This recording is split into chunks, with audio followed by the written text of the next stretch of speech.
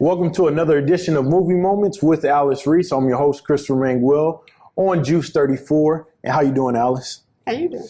Pretty good. And so let's talk about the big releases that are coming out. And let's first start off with Aladdin. Memorial Day weekend, big blockbuster coming out. Let's talk a little bit more about this feature film. They have done this at Disney, I guess, because they can. They are able to. They did it last year with Beauty and the Beast. They took an animated feature and they made it into a live action feature. And it worked really well for Beauty and the Beast, and they did quite well. This one, not quite as much. I guess maybe because it's just a different kind of an animated movie, and the story is really so familiar that when you start changing it like that, it's odd. And I guess you didn't imagine that the genie wasn't going to be Robin Williams, but it was going to be Will Smith, who's pretty good at doing that. Mm-hmm. And he's a funny guy on his own, but it's just so different with live action. And of course they have to do immense amounts of CGI to make him get in and out of the lamp, the magic lamp.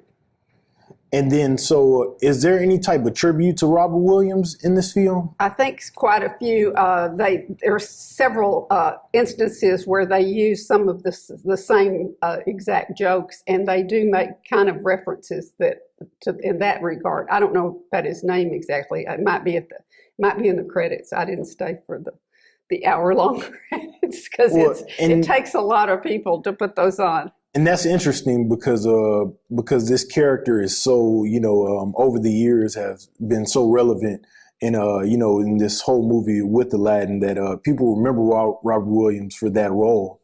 It's really, he did make that, that's originally, one of the 1001 Nights of very fairy tale-like stories that exist in tradition. And the other versions of the movie, there've been a bunch. You're not old enough to remember, but there are a bunch of them. The genies have always been very harsh, mean kind of guys, or real tough. Well, this is a comedian, and so he's just everything. He changes to a different persona every couple of seconds, very similar to the way Robin Williams did. But it's just that they can still do so much more in animation than they can in live action. And also, he's really the only character in the movie that our audiences really know, because the girl that plays Princess Jasmine is Naomi Scott, and she's British. She's been in a lot of things, even some American things. She was up on the Disney Channel, so they kind of moved her up to this.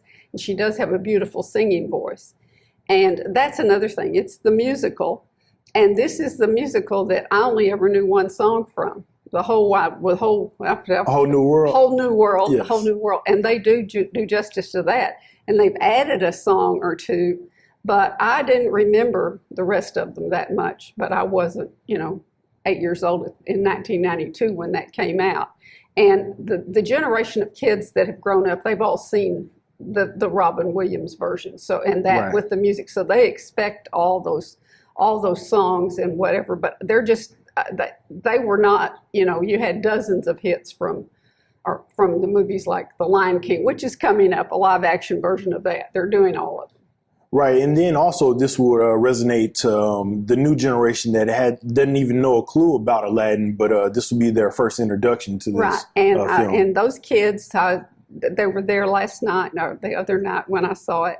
And it was familiar to them in the sense that somebody had told them about it, but they hadn't really seen it.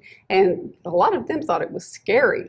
And I thought they have really harshened up if that's a word, it's not a word, made more harsh the villains, and particularly the one, Jafar, he has his parrot Igor, which is it's bigger than a parrot. It's a big bird. I don't know. It's bigger. It's a giant bird.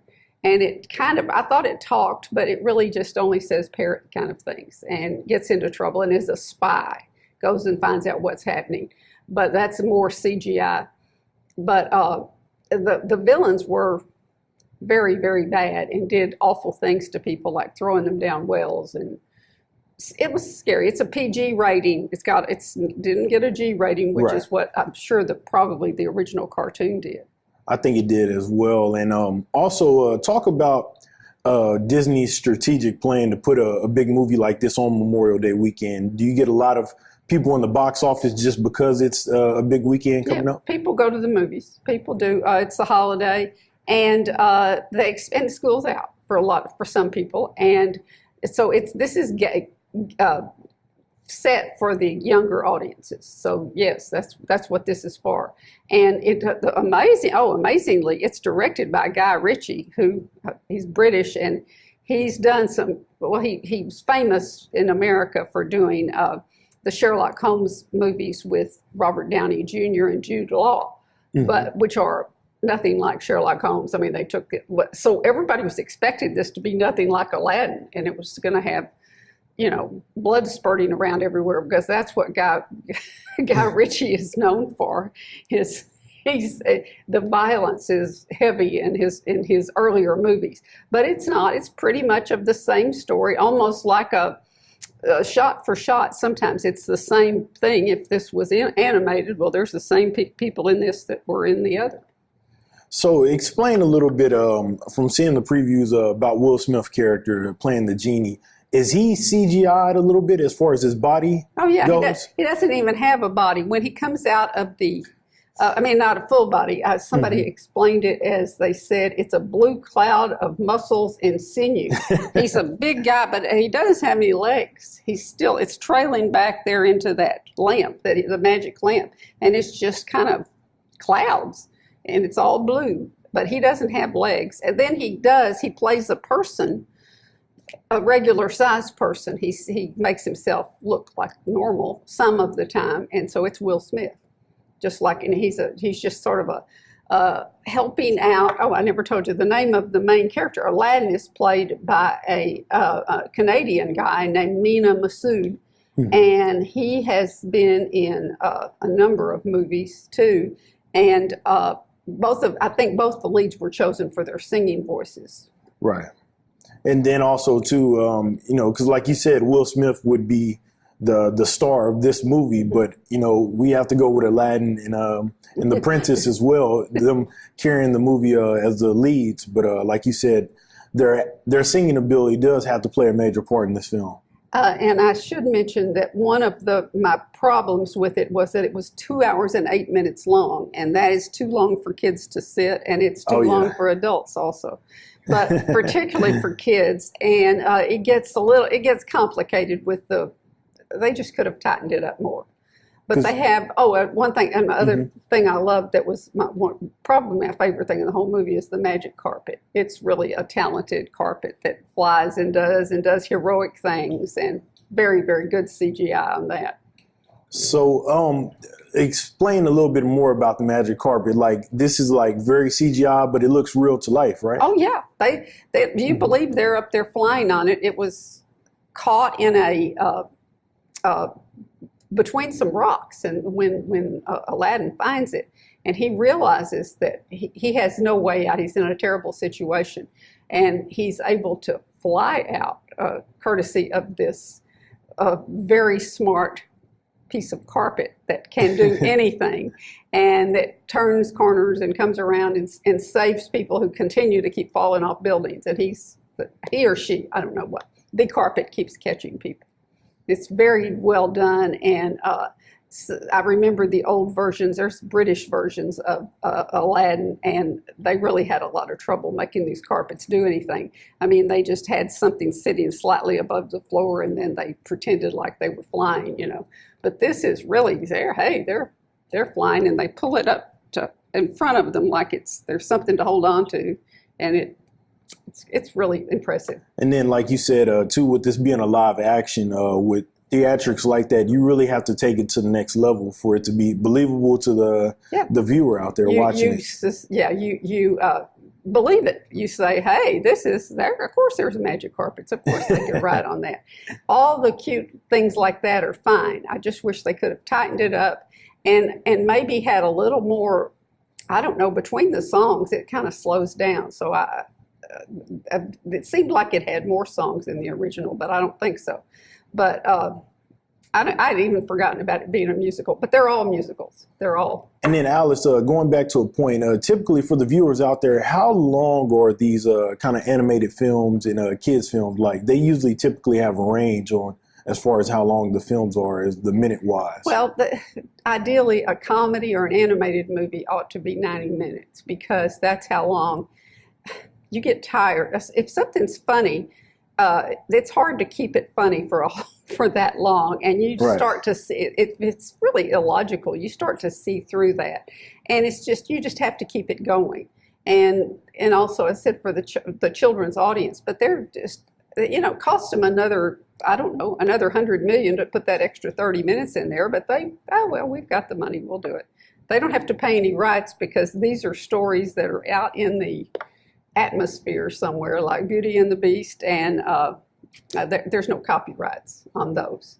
The Lion King was written by, it's a fresh story, and so I guess they do have writers for that have to be paid. But Beauty and the Beast and Aladdin are just fairy tales. Real quick before we wrap up the Aladdin movie, do you think this is going to take #1 in the box office? Yeah. Oh, sure. Oh, absolutely.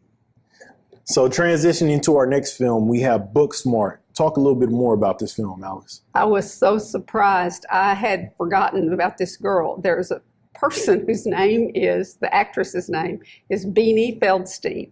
And she is the sister of Jonah Hill, the actor and writer and young man.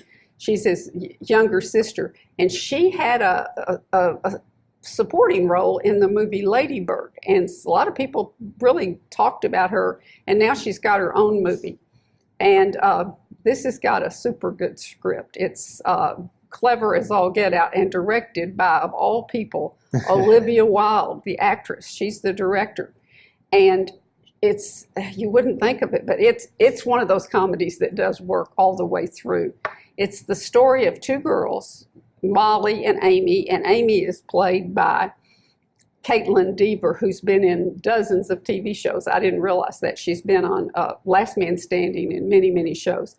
But she and Molly are going to graduate from high school, and they've never had any fun because they are the brains, and Molly's going to be the valedictorian.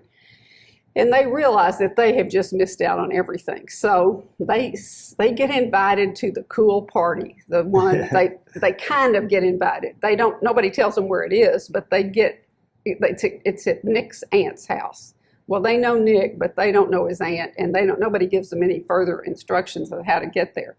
So these two girls set out and tell their parent. I don't know what they tell them. They tell them some wild story.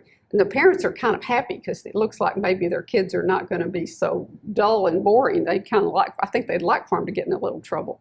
Right. And they do. Oh, boy, do they ever. And they end up, at first, they call a Lyft, which is, a Uber. And it ends up that it's not a real one. It's this guy they know from high school who's very wealthy and who is a loser. He has no friends, but he tries to buy them off. Everybody off with all his wealth. So he takes them to his father's yacht, and they have it all set up for this party. And this is not the party we're supposed to go to, and this isn't right. And they try to get off the boat. It's very, very, very funny. And there is a girl who is Gigi, who is kind of always with him, and she does steal the movie. And her, in real life, she is Billie Lourd, who is the granddaughter of Debbie Reynolds and the daughter of Debbie Reynolds' daughter. So this is a nice ensemble cast that they put together for this movie. Oh yes, it's really, and these people, they're all actually in their early 20s, but they were believable as high school kids.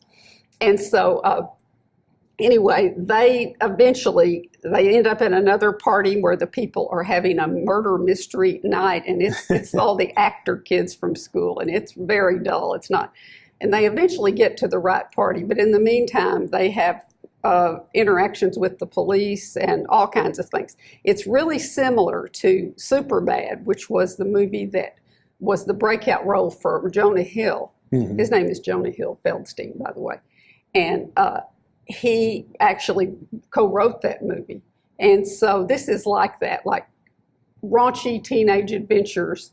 But it's particularly good for these girls who, by the way, they have fake IDs, but the reason they have the fake IDs is so that they can go to the college library and study, and they can be old enough to be in college. That's why. They don't have them for the reasons most people do. But anyway, it's delightful, and I'm expecting really good things about it. But it's a small movie. It is opening in Greenville, and it's here and in other markets, but it's not as many theaters will have it as does have Aladdin. Well, that's funny that you referencing Superbad, because it was kind of like one of those movies people didn't expect big things from it, but it did become a box office success. Do you see kind of similarities to this movie as well? Do. Yes, it's along that line, and it's real edgy, and although it's about teenagers, it's an adult movie. It's got an R rating, and it deserves it, because of the various things that happen to these girls, to these young women.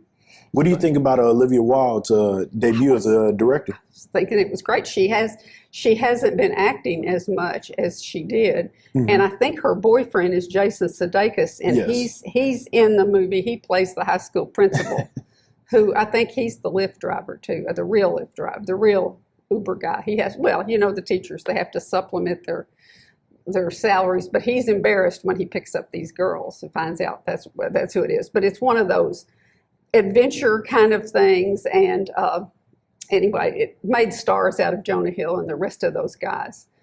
So Michael Cera and some of the others who were in that first movie, and the people that was the person who was the young guy who was he named himself McDonald. McLovin? McLovin. Yes. McLovin. Okay, well, it's that kind of thing. It should catch on with the, as I said, the very adult young people who can see this. So we have two great movies coming out in theaters. And Alice, like always, it's been a pleasure. Thank you so much for coming on. And until next time on Movie Moments, I'm Chris Manguel for Juice 34. This video has been brought to you by Juice 34. GEUS is your community-owned provider for electric, internet, cable TV, and true local programming.